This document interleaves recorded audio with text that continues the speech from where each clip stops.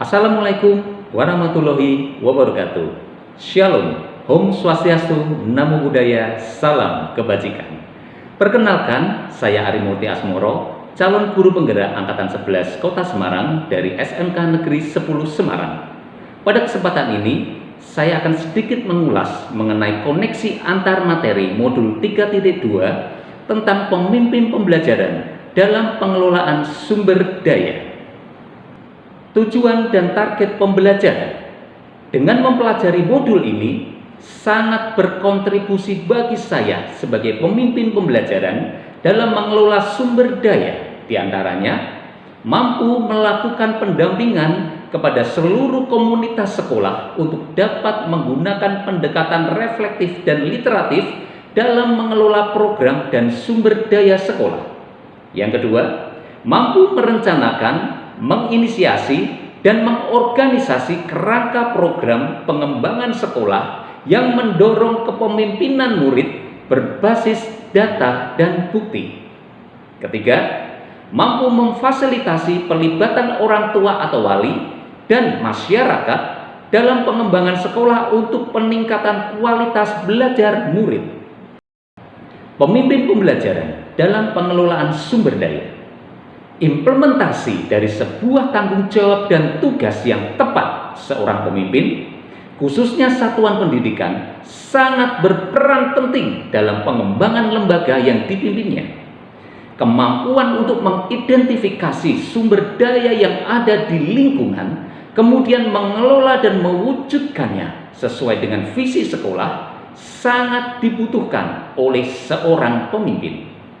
Saya sangat tertarik mempelajari dan memperdalam modul 3.2 ini tentang pemimpin pembelajaran dalam pengelolaan sumber daya. Pemahaman materi, koneksi antar materi. Untuk memahami dan mempraktikkan dalam tugas sehari-hari di sekolah, baik dalam pembelajaran bersama dengan murid maupun tugas lainnya dalam rangka pengembangan sekolah, saya sebagai pemimpin pembelajaran dalam mengelola sumber daya tidak bisa terlepas dari pemahaman dan penguasaan materi yang telah saya pahami dan praktikkan sebelumnya. Dimulai dari pemahaman tentang filosofi pendidikan Ki Hajar Dewantara yang menyadarkan guru bahwa seluruh proses pembelajaran merupakan tuntunan pada murid untuk mencapai kodrat hidup yang mulia sesuai potensi dan bakatnya masing-masing. Kedua, setelah memahami filosofi tersebut, maka dalam diri guru akan tumbuh nilai, peran, dan visi guru penggerak yang menuntun guru membuat prakarsa perubahan dan budaya positif di lingkungan sekolah. Sebuah pondasi yang sangat kuat bagi guru yang telah menyadari pentingnya prakarsa perubahan dan budaya positif, sehingga akan meningkatkan kompetensi dirinya untuk melaksanakan pembelajaran yang berpihak pada murid untuk memenuhi kebutuhan belajarnya melalui pembelajaran berdiferensiasi serta memenuhi kebutuhan pembelajaran sosial dan emosional murid. Tidak hanya pada murid, guru sebagai pemimpin pembelajaran pun akan saling berpartisipasi dalam peningkatan kompetensi sesama rekan sejawat melalui coaching untuk supervisi akademik. Tujuan dari coaching ini adalah proses kolaborasi bersama antara rekan sejawat melalui supervisi bersama untuk mengembangkan proses pembelajaran yang berpihak pada murid. Tumbuh dan meningkatnya kolaborasi antar rekan sejawat di lingkungan sekolah mendorong guru sebagai pemimpin pembelajaran untuk memiliki kompetensi dalam pengambilan keputusan berbasis nilai-nilai kebajikan. Memang tidak mudah bagi seorang pemimpin untuk berani mengambil keputusan yang antara dilema etika dan bujukan moral. Namun demikian, itulah peran penting seorang pemimpin dalam mengelola satuan pendidikan untuk mampu mengambil keputusan yang krusial dan tepat sesuai dengan visi dan nilai-nilai kebajikan yang telah disepakati bersama. Demikian betapa pentingnya setiap materi yang saya pelajari dapat memberikan pemahaman yang lebih mendalam bagi saya untuk mengelola sumber daya dalam pembelajaran bersama dengan murid. Implementasi mengelola sumber daya dalam pembelajaran. Pada salah satu materi pembelajaran yang saya ampu, yaitu mata pelajaran pilihan dalam bidang kewirausahaan teknik otomotif. Tujuan dari pembelajaran ini adalah menumbuhkan jiwa kewirausahaan pada murid, khususnya pada bidang kejuruan otomotif.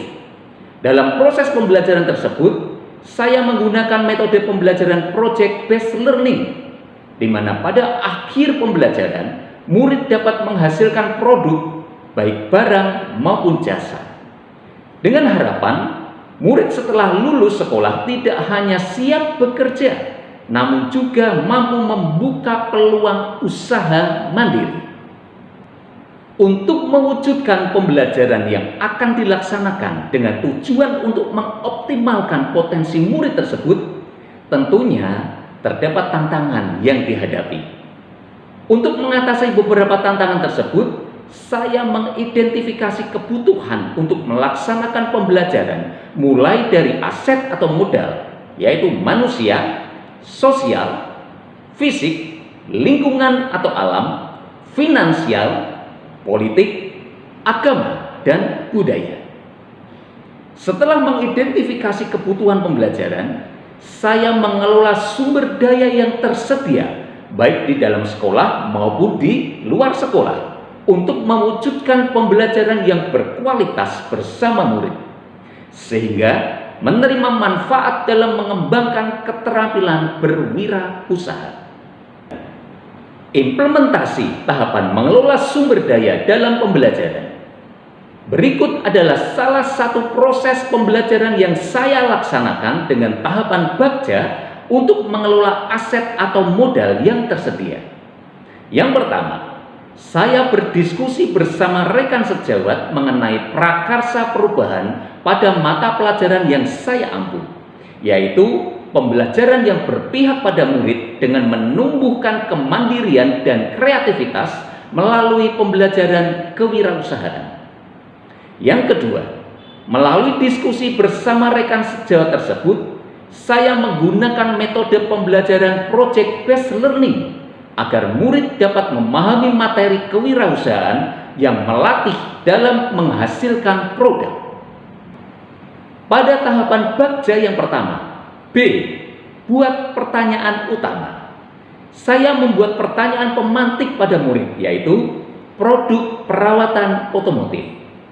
Pada tahap ini, saya ingin mengajak murid untuk menyampaikan ide dan gagasannya pada suatu produk yang dapat digunakan untuk merawat mobil dan sepeda motor. Tahap yang kedua, A. Ambil pelajaran. Untuk mendapatkan inisiatif langsung dari murid, saya mengajak murid untuk menyampaikan ide atau gagasan tentang jenis-jenis produk, barang, dan jasa pada bidang otomotif. Untuk menghasilkan produk yang relevan, saya mengajak murid berdiskusi menghubungkan antara produk perawatan mobil dan sepeda motor dengan musim, serta mencari jenis-jenis produk melalui berbagai literatur. Tahap berikutnya, G. Gali mimpi. Melalui diskusi dan sumber informasi yang didapat, maka murid sepakat untuk membuat sabun cuci mobil dan sepeda motor.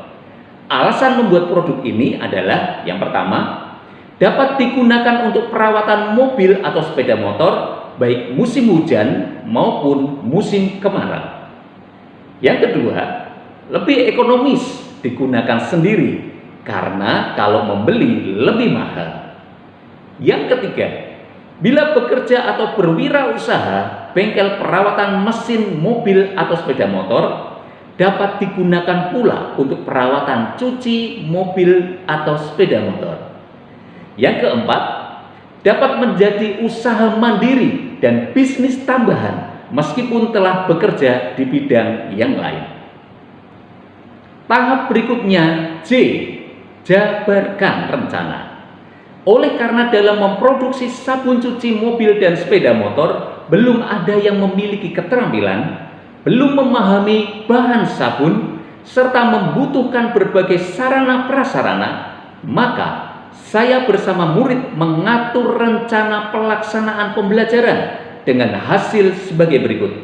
Yang pertama, menghubungi mitra dari sekolah farmasi atau pengusaha sabun cuci mobil atau sepeda motor untuk mengajar dan melatih membuat sabun cuci. Yang kedua, mencari informasi penjual bahan pembuat sabun cuci. Yang ketiga, meminta izin kepala laboratorium untuk menggunakan ruang dan alat laboratorium untuk pelajaran dan praktik membuat sabun cuci. Yang keempat, melaksanakan pembelajaran sesuai dengan jadwal pelajaran. Tahap yang terakhir pada tahapan Bagja yaitu A. Atur eksekusi.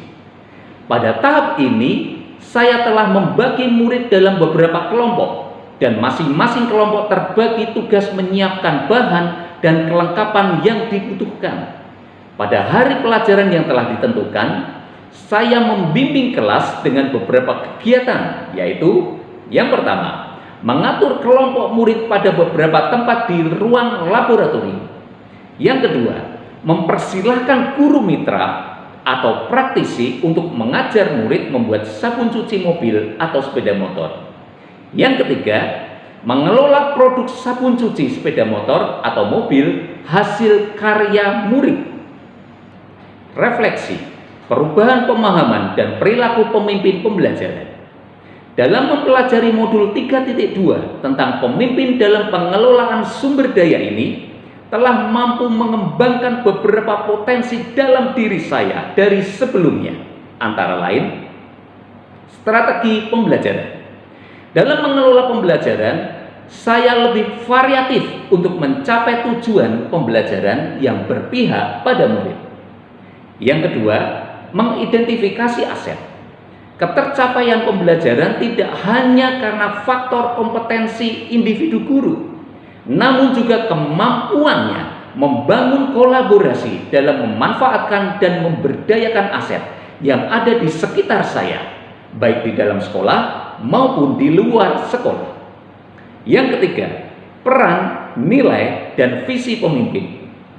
Pemikiran yang lebih mendalam tentang peran pemimpin sebagai pemrakarsa perubahan, mewujudkan nilai kebajikan pada murid, serta konsistensi pada visi untuk meningkatkan mutu pendidikan.